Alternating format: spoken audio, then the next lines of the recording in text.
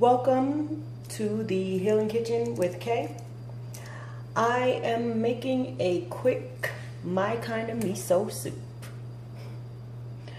Miso soup is one of those things, kind of like pancakes and kind of like spaghetti and kind of like hot dogs for me, that you could put anything on, add your own twist to it, and the more you customize it, actually the better it is.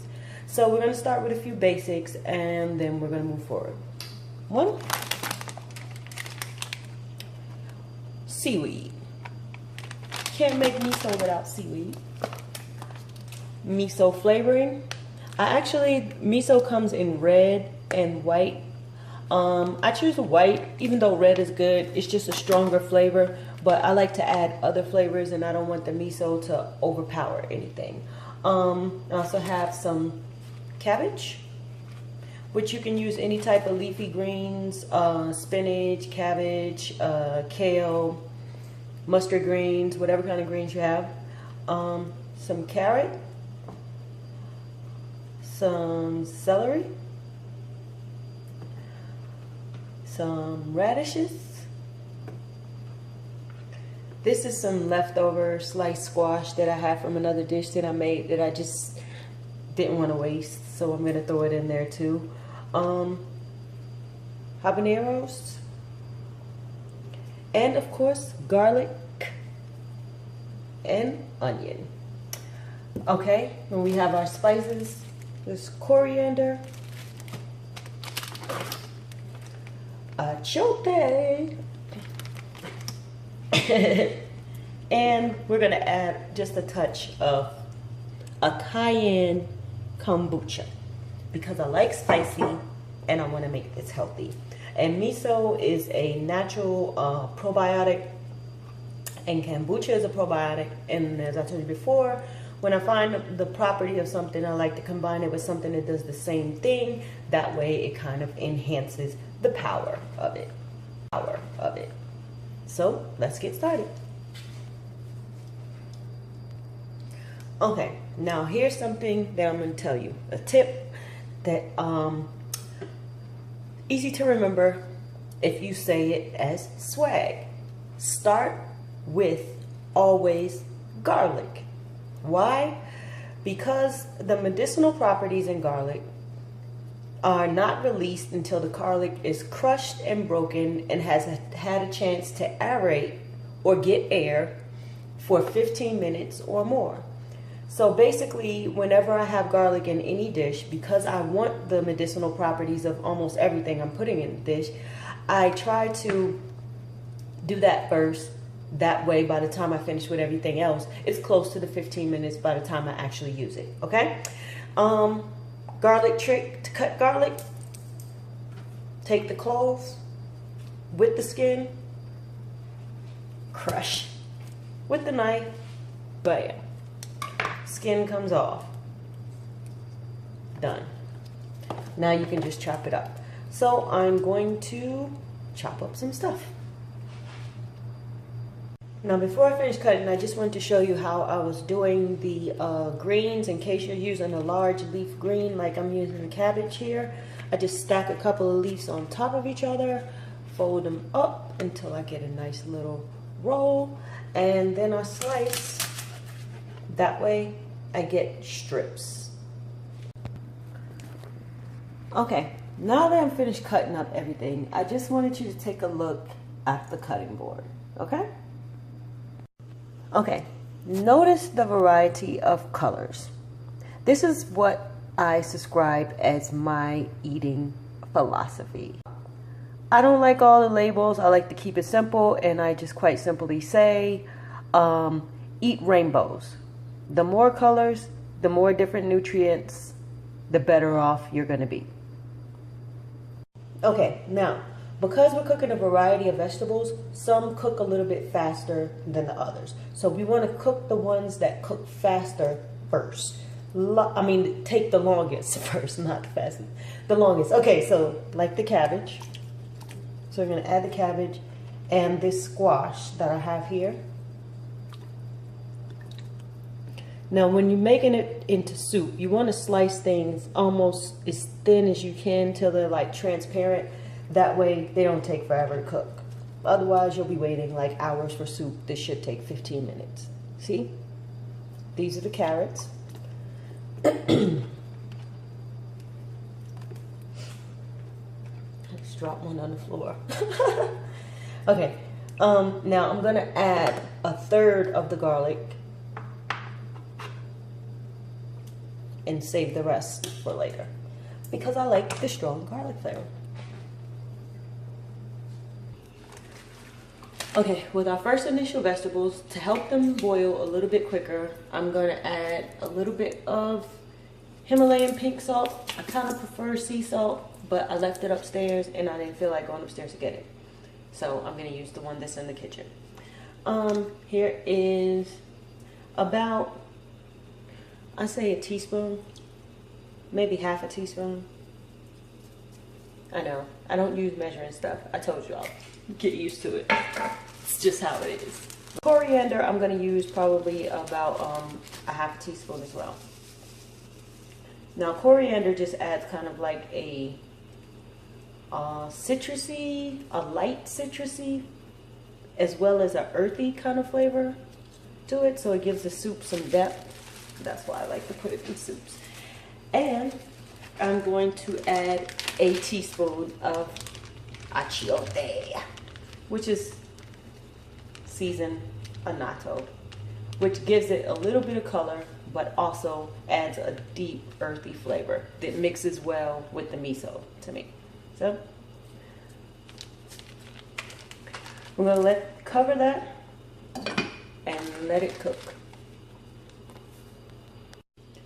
As a compliment to my soup, I'm going to make tacos. Just tortillas, corn tortillas. I know it's like two different cultures and you wouldn't think that they mix well, but actually when you cook these in the pan, just kind of heat them up plain, no oil or nothing, they kind of become like crackers and they're good for dipping. So whatever, this is my kind of miso, not the typical. Get into it. Wanted you to get a look at how they look when you cook them, just plain. No oil, no grease, no nothing. I'm using a non-stick pan, but I think you can do it in a skillet. I don't know. I used to have a friend that was Mexican, and well, I say I have a friend that's Mexican, and she has a electric stove, and she just puts them right on the burner. But whatever. Okay, so just checking. Now, you want the cabbage to be cooked a little bit more, but you don't want it to be too tender, because that's what's going to give you a little bit of a crunch inside of your soup. So, looks like we're ready to add the rest of the stuff. Let's get the other vegetables. Okay, so here we are with the cutting board. We're just going to add in the different vegetables. So, we're going to add in the cut up celery, which I'm making a mess. I'll clean it up later. The radishes,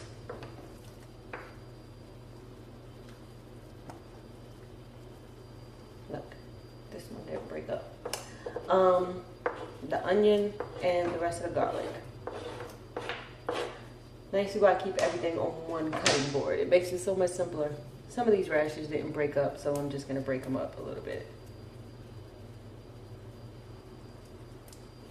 Okay, then we're gonna add the hot peppers, which is our habaneros, to give it a little bit of spice, because normally miso soup isn't spicy, but I love spicy food, so everything that I can make spicy, I make it spicy.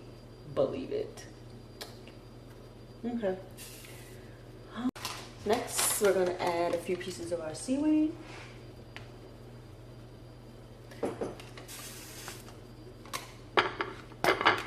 Wait, let me get this off here. Okay, it's called multitasking. We're gonna add some pieces of seaweed. This seaweed is already seasoned with wasabi, which means that it's a little bit spicy already, but it's not really that spicy. That's why I add. So I use about 3 to 5 pieces, because the seaweed kind of breaks up in the soup and it just kind of becomes a background player. It's not really going to be the main thing in here, but it's going to kind of fill the soup out a little bit and give it some texture. I don't know why these are stuck together like this. I guess it must be time to hurry up and use it. Okay.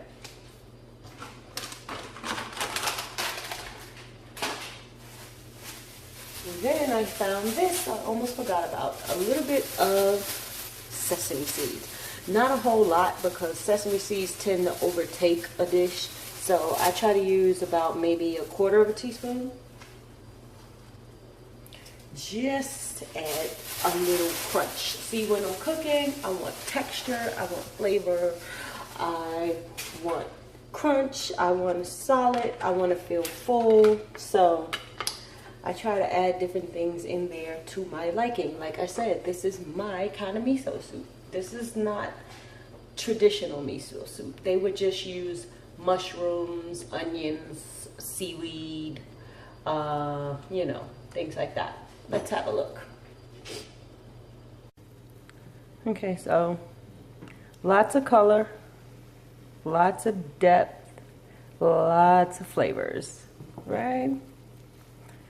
Okay, so we're gonna let that do its thing for a few minutes until some of the other vegetables get a little bit soft, okay? All right, now that everything is almost done, the vegetables have started to get a little bit more soft. Everything's starting to boil together well. Now we're gonna add the miso. This is the trick to the miso. Like I said, I'm using the already prepared miso because I'm not doing all that work. And I'm gonna use a good 2 tablespoons of miso. It actually just depends on how much soup you're actually making. This is a small pot. This is like 1 to 2 servings. So for 2 servings, about 2 teaspoons or 1.5 tablespoons is good. Okay? So I'm going to take that out.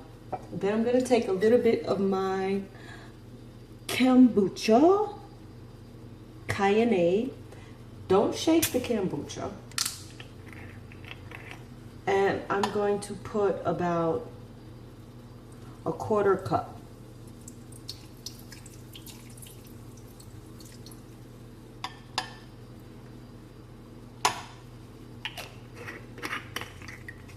Now, next, this is the trick. Pay attention. I'm going to take some of the water from the soup, because it already has my other flavors in there, and I'm going to put it in the bowl with the actual miso seasoning.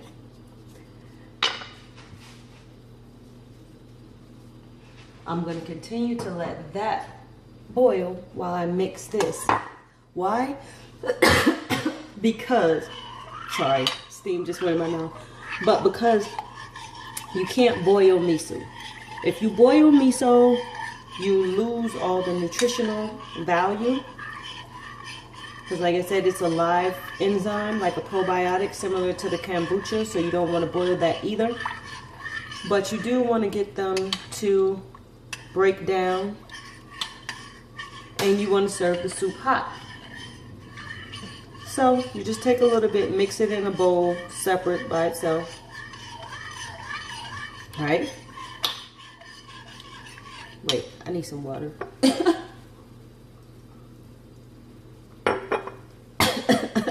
don't know why I got in my throat so bad.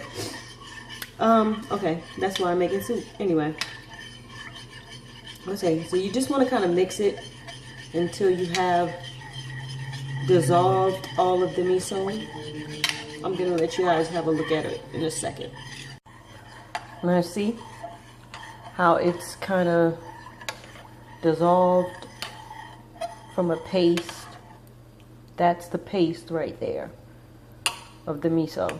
So you want to kind of mix it until all of that's dissolved. So basically, once that's all mixed you're ready to go. Now we're gonna take a look at our veggies, see how they're doing. Looking good. Looking good. Now, I'm gonna turn this off. And then we're gonna combine this into this. Okay, so basically we're just gonna mix this, what's in the bowl, into what's in the pot.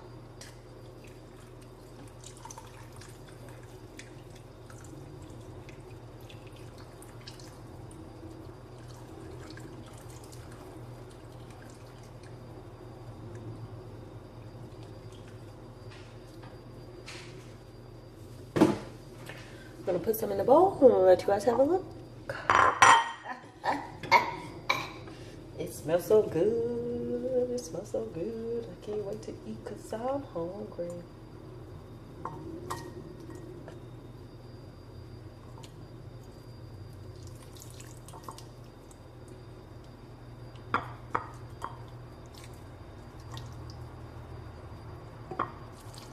I'm trying not to make a mess. As you can see, I'm not really succeeding. It's all good though.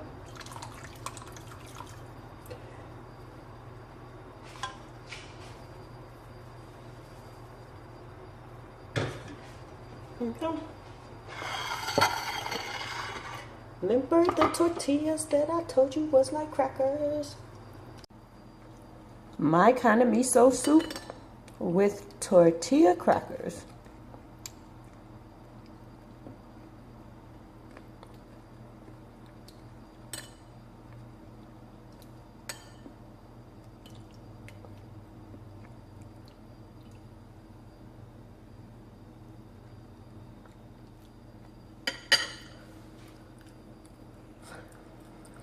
Enjoy. Peace.